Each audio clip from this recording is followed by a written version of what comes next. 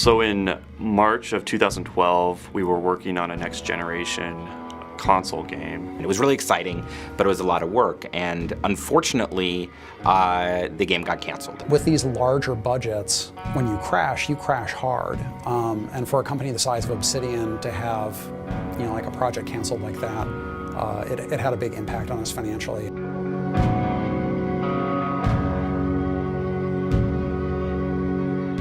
It was really kind of sad, and so we, trying to pick ourselves up and figure out what we wanted to do, and we're kind of tossing around ideas. We tried to pitch that game again, with kind of changing the world and things like that. But what it comes down to is what are we gonna do about it? And the first thing is, well, we got to lay people off.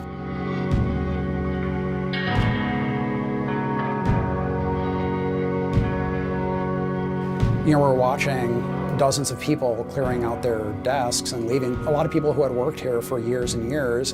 It really sucks in those circumstances because in some cases you have to lay off people who, they're great.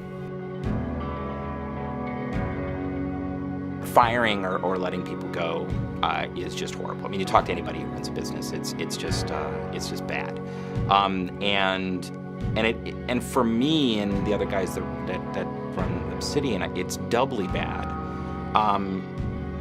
because it's a public statement of failure. It's terrible for the people still at the studio as well because, now we don't have a project to work on. That's what we do here. We work on projects. And when you don't have a project, you feel like a lost soul, kind of. But what's hard about it is that when we do a layoff, it's public.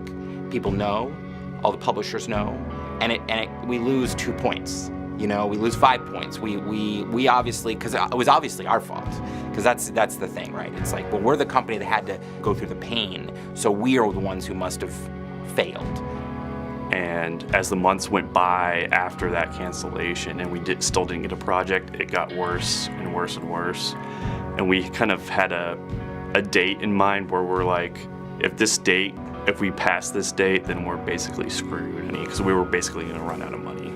Having this happen makes it even harder to go get the next thing, so that I can keep on paying the people and keep everybody employed that's still at the company even after the layoff. We were all kind of, just coming to work just to come to work. We weren't actually working on anything.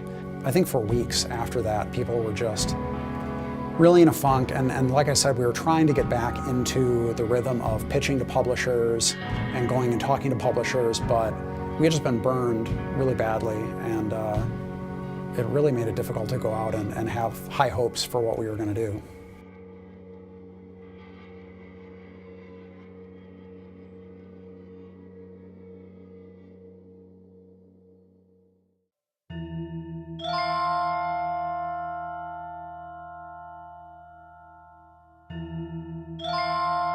So whenever that happens, I mean, you eventually have to get to, like, what do? You eventually get to, like, screw it. Let's pack up the bags, let's turn the lights off, or you go, okay, what are we gonna do about it? Chris Avalone and I think a few other people at the office, we were kind of discussing like, oh, we should do a Kickstarter, but nothing really got off the ground. I had been looking at Kickstarter for a while personally, but a lot of other people had as well. I think Nathaniel Chapman, a guy who used to work here, actually was one of the biggest proponents of trying to use it for game development. There's a few projects. I think there's a dice game that made like 200 grand on Kickstarter. We were just laughing about it. We're like, oh, we should put our game up on Kickstarter, let's see what happens. If a dice game could make 200 grand, that means that there's something there. And we talked about it, and then Double Fine did the Double Fine Adventure Kickstarter, and that pretty much said, yes, you can do it. Because I think they made like $1 million in a day on Kickstarter. And so we were kind of like, holy crap. It was so amazing to hear what the guys at Double Fine were able to do, just because it was like, wow, we could do this. It reached a certain point where I said to the owners, if I can't be involved in it, that's fine, but we should do it. I think he went to Fergus and said, we have to do a Kickstarter right now. Like, this is the time to do it, and you should put Adam on the project. And then Chris Parker, one of the other owners here at Obsidian, he came and said, why don't we just tell them to do it? So it was just me for, I'm gonna say 2 months, and I was tasked to put together the pitch and kind of generate game ideas and kind of get all that together. And at that point, it was Adam and Josh talking about it and figuring out what we could do and kind of even off in their own little world for a little while. That day of doom that I was talking about earlier, that day of doom was fast approaching. So we had to hit it out of the park. The first thing I did was kind of got the leads of the studio together. I did a few different meetings, brainstorming meetings. And we're like, you know, we've always wanted to go back and kind of make one of these traditional RPGs. And in one of the meetings, I think it was a meeting with Fergus, Darren, Tim Kane, Josh, and Chris Avalone. I think 3 of us kind of had the same idea. I said, you know, hey, why don't we make a game that feels like 2nd edition D&D Forgotten Realms? Party-based, you make one character, you add companions into the story, like Baldur's Gate. It has that exploration feel where you're kind of out exploring the wilderness and finding all these little adventure locations, and you're tied into this personal story that affects the larger world. I think people were on board with the high concept idea of bringing back the spirit of the Infinity Engine games.